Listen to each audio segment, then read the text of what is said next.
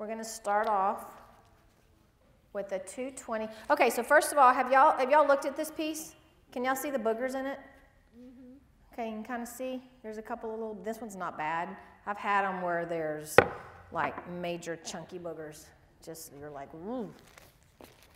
And also, I don't remember who asked me about putting, because we didn't use the mica in this class, but if you did a finish where you mix the mica, the mica flakes in your clear coat, which is a easy, great wow factor countertop that's so sellable. When you mix all that up and you pour it, and then you trowel it out and chop it, because the mica sizes, they're gonna lay all different ways. Some of them are gonna lay like this. So when it dries, you're gonna actually run your hand across it and you're gonna have highs and lows. So, but when you sand it, it's gonna be flat.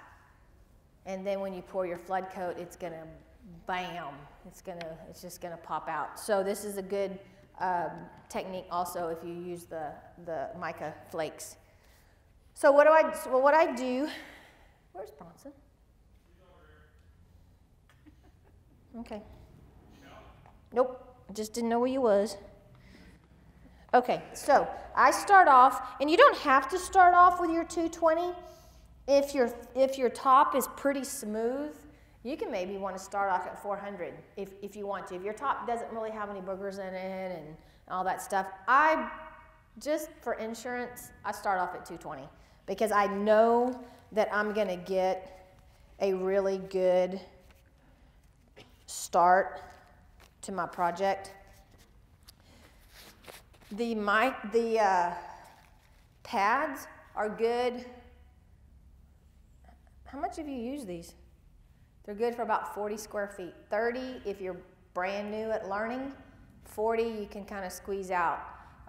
So I don't know, these may have been used a little bit. But so if you're not getting the desired look that you want, check and see how much those pads have been used. Okay, so we're going to start off, and I just lightly mist for 2 reasons. It keeps the dust down, and it keeps your pad from clogging up. And so, and I don't put a ton of water. And I have a vacuum cleaner hooked onto mine, so it helps with the dust. But you're just going to start with your 220. And this is when you really need to be careful with your edges. And once I kind of hit it randomly, I'm going to go one direction.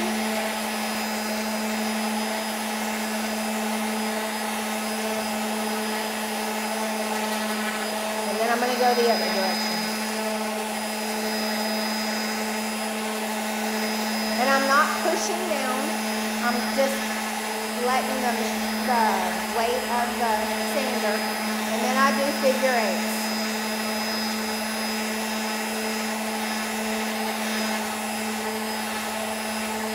Okay, now I want y'all to come look at something, and I intentionally did this because I want y'all to look. You can feel and look, and do y'all see some shiny spots? Okay. That's why I use, except for the edges, you're going to see, because I don't want to hit my edges yet. But if you'll look here, you're going to see some shiny spots, and what that's telling me is I've got a low there, okay? So at that point, that's when I'm going to go back and kind of hit them a little bit better until I can get a really pretty finish. Can y'all see that divot right there? Okay, it's not a big deal, but I can take that out. If it's really, really deep, I don't want to do that because this is my color coat. I can easily burn to my color.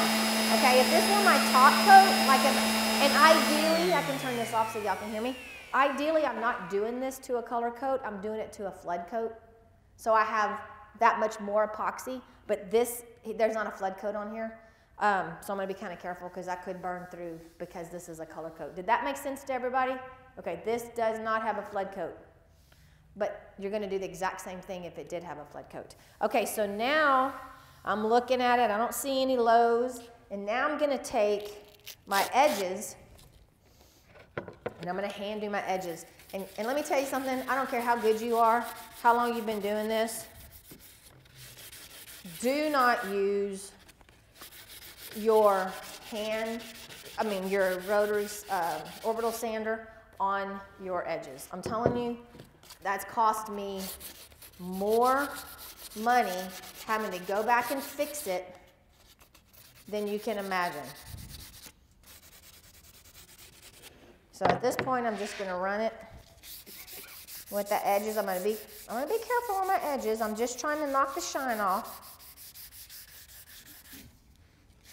And I'm going to intentionally burn through this corner so that you can see what I'm talking about when I tell you not to do it.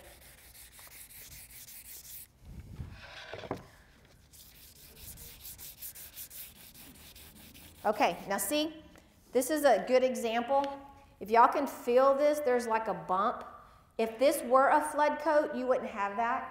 These edges would have already been addressed, so you really wouldn't have those dimples. But because this is a color coat, you're gonna have those dimples. So I'm gonna burn through right there because doesn't matter anyway.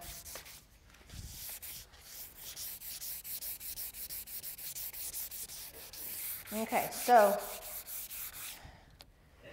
here's Rhonda after she'd done a kitchen or two. And no sander. See? I thought I was something else. So here's what I was thinking.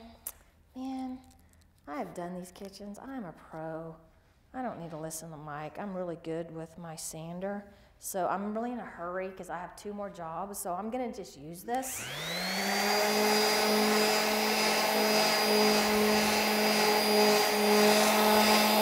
And oh my God, I burned through my edge. Now, actually I didn't. Damn, I'm better than I thought I was. Okay, now I burned through that sucker. So now I have burned through my edge. See this? There is nothing I can do about that well, there is, but that's way advanced. And I could come back with I mix up a little quick coat. I could add some colors. I can do all that stuff. The main thing is every time you have to go back or spend more time, you're cutting into your profit. Okay, so don't do that. It's just worth using your hand. Okay, so now we've gotten through the 220. That's the grit that I really address all my problems. The rest of it is basically me trying to get a smooth finish. So right now, I don't feel any boogers in it at all. So I want to clean in between. Yeah, I'm gonna use one of these. In between coats.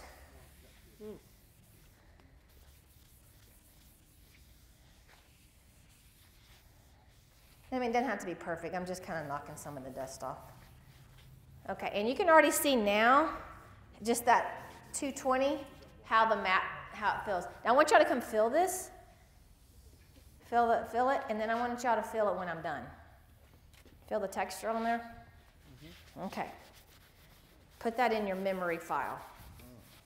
All right, so now we're going to go from the 220. We're going to go, there's a 240, but you don't need to do that. I'm going to hit the 320.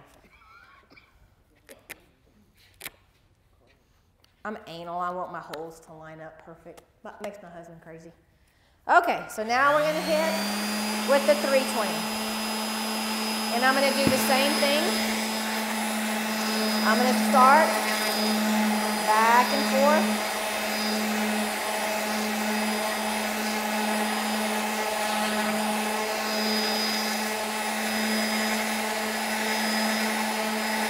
Notice I'm never letting my sander sit in one spot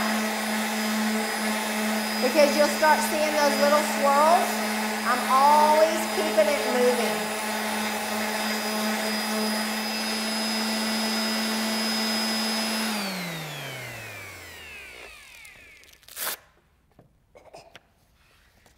just gonna hit my edges real.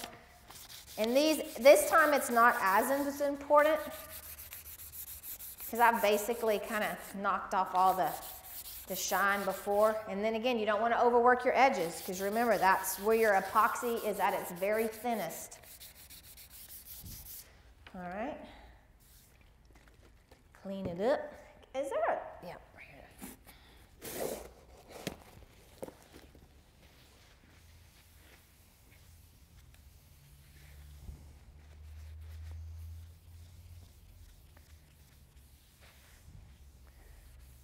Okay. Then we're going to move over, see what he has in his little arsenal here.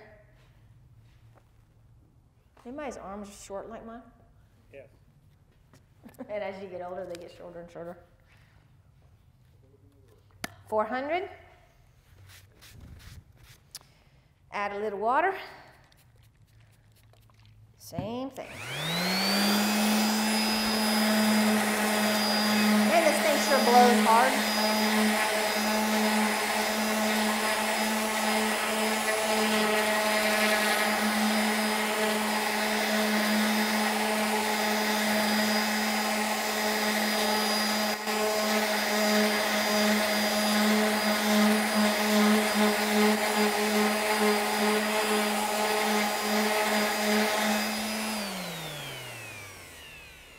Okay, now see when I'm talking about watching your edges, because this is a color coat and not a flood coat, I'm already kind of hitting my edges, but that's not gonna happen if this is a flood coat. But like I said, I'm sanding straight into the color coat. So that's why my edges are getting a little bit raw. Okay, so that was the 400.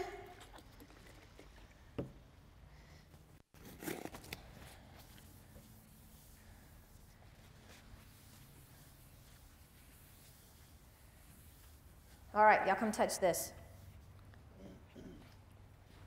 So you can stop at whatever. You can stop wherever you want to. Now, if you stop at something at 400, you're really leaving some, it's pretty porous, okay? So you want to try to take it up pretty high just so that you don't have, I mean, if you look under a microscope at this, you're going to have bigger pores. All right. So let's go to 600. And then what else does he have? 6. Yeah, let's stop at 600. Okay, so the last, some packs, or I ordered these off Amazon, but you have to order a ton at a time. But you can actually get this in an 800, and it might be overkill. But you do have an 800 also. I stop usually 6, yeah, and then I hit the red pads.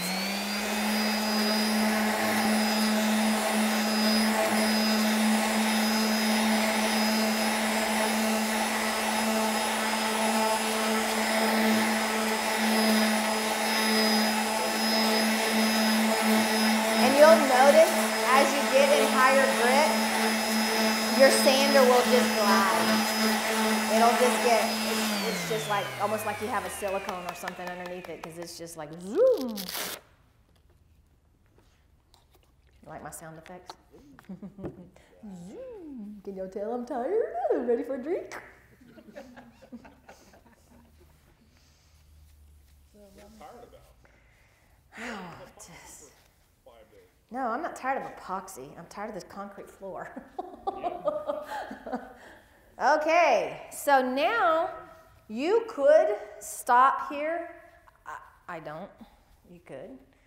And if you listen to some of the people on the Insiders, they're like, I stopped there, but. Okay, so these are made for bowling balls, and they're good for about 30 to 40 square feet. And they really leave a really nice finish on here, but like I'm saying, if you grab something and you can't fill a grit at all, it's gonna be, you're not gonna get a whole lot done. Are these the only ones you have? Only one of them's been used. There's 2 kits that count, so Okay. that one's no good. Grab the other. Oh, okay. Then let me see. So we're gonna start off with the 500. Okay, so these come in increments of 500, 1,000, 2,000, 3,000, and 4,000. Is that correct? Okay. So what I do, see how this is kind of white?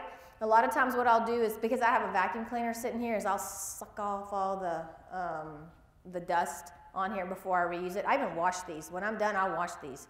Not with soap, but just underwater.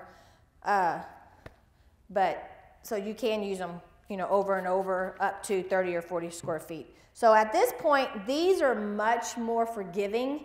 So at this point, if you roll your edges and you're careful, you can do that. And I do that, but I'm still very careful with them, especially the higher grits.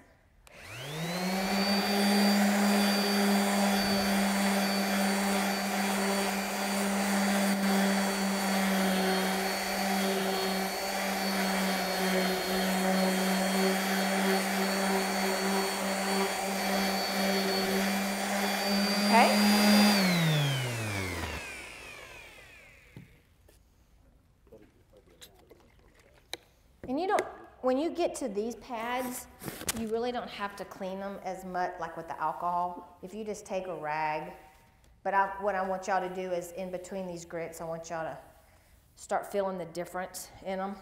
So this is the 500 pad. See how it's starting to get really smooth? Yeah, it's crazy.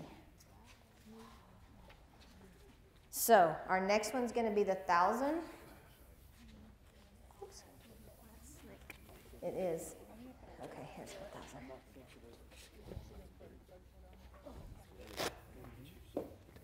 1,000. Thank you. All right, here we go with our 1,000.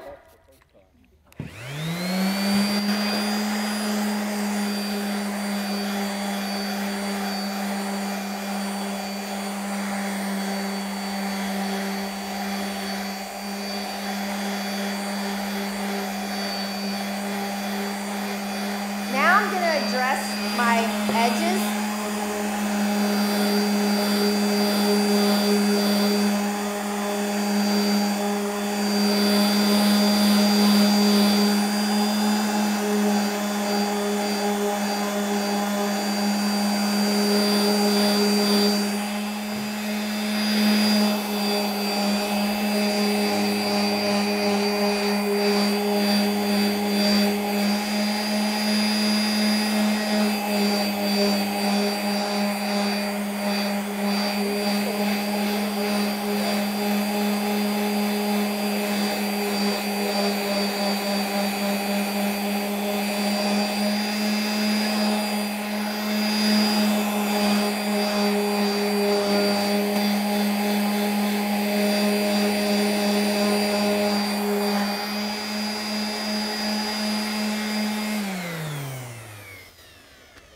Okay, so that was 1,000. We have 2 more to go. I start at 4. I stop at 4. Well, I stop at 4 if they want a true matte finish. You hear a lot of people talk about, well, I want a polished finish. And what I do, if they want a little higher sheen than what the matte finish is going to do, is at that point, I go to my dual action sander, and I go to using these, and actually use, what's that brand that I use? Starts with an M. Meguiar's, yeah.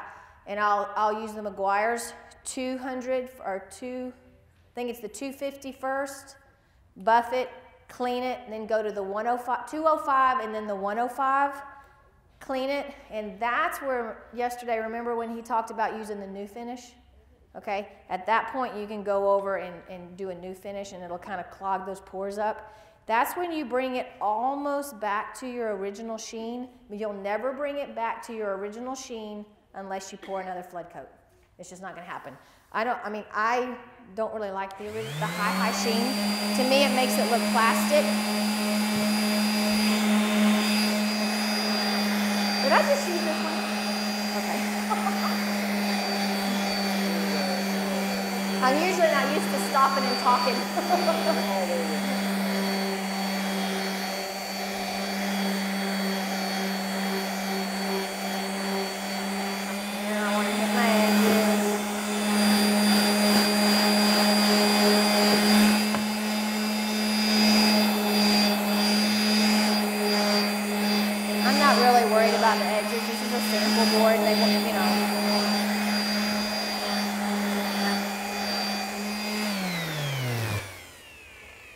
at this point, I'm not going to do alcohol again. I'm just going to, can you throw me one of these? I'm so short. I'm just going to wipe it down.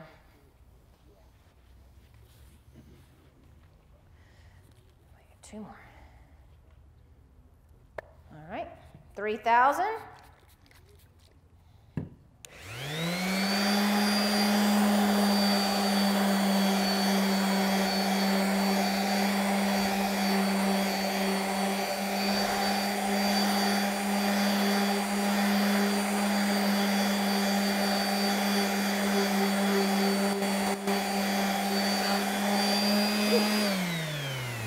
Looking good.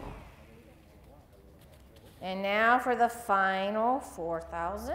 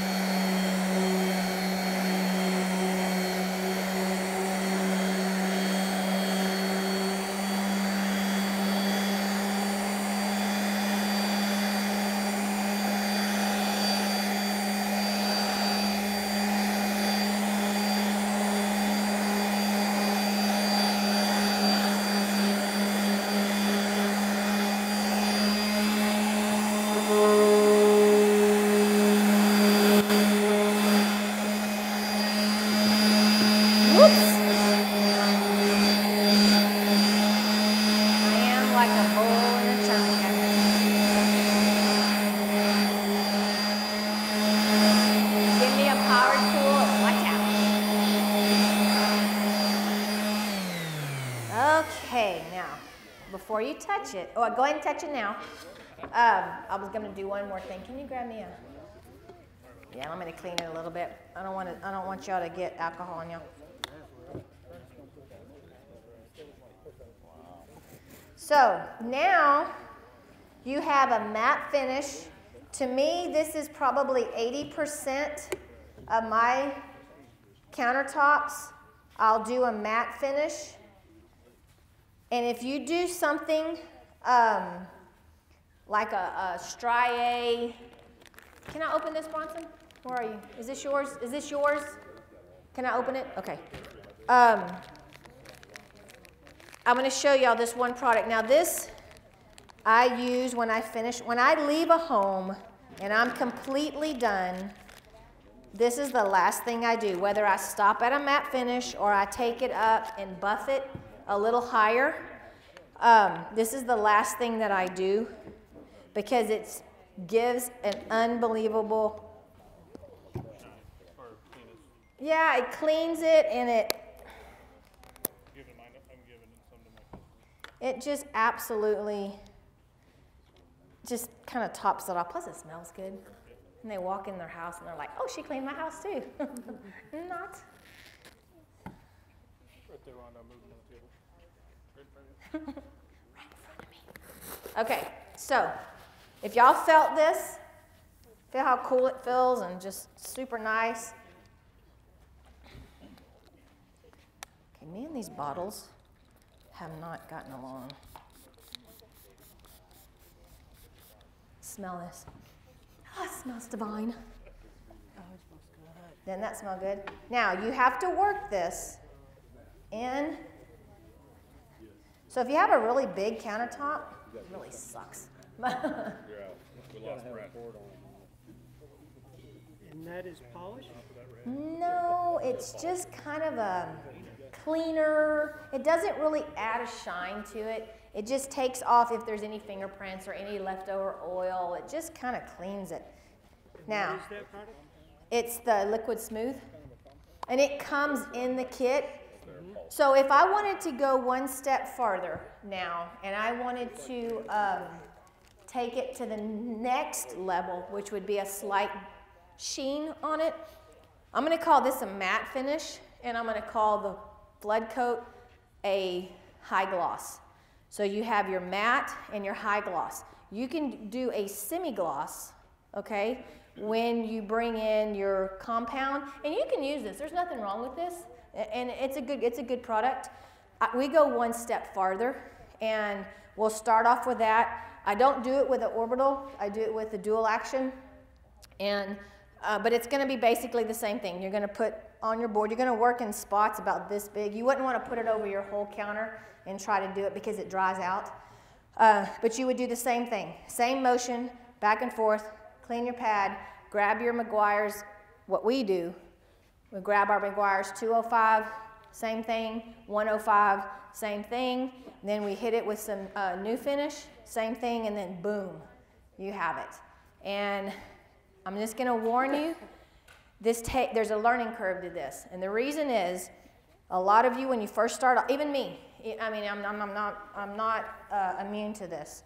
If you make sure your pads aren't clean, you'll get those little C swirls in there. So make sure your pads are clean. Also, if you don't do a good 220 sanding, you won't know it until you get to your 4000. Because then you're going to go, man, I have all this stuff. That should have been addressed at your 220. That's why I always start with 220 and I don't start with 400. So your 220 is super important. That's where you get all your boogers out. That's where you really get things smooth, and then you work up from there. But to me, on especially a strié stone or a Carrara marble, this just makes it look real. It doesn't make it look like it's man-made. And if you have metallics in there, you wouldn't think the metallics would shine through this, but the metallics still, you can still tell you how metallics. But this is my favorite finish. But I mean, look, you just want to go, oh, I just love it. And you think it's smooth when you start off, but then you hit that, you're like, oh no, it was not smooth. So I guess my advice to you, the contractor guys that are going to be doing this, is on some of your sample boards, put a piece of tape and do half and half. Because they won't understand when you say matte finish. They're like, oh no, I want it to be shiny and pretty. But when you show them, they're like, oh wow, I really like that. So I have a lot of boards. And then once you pull that tape off and it's side by side, it's crazy how it changes their mind like that. Plus, I charge another $2 to $5 a square foot for this. So how much will be up?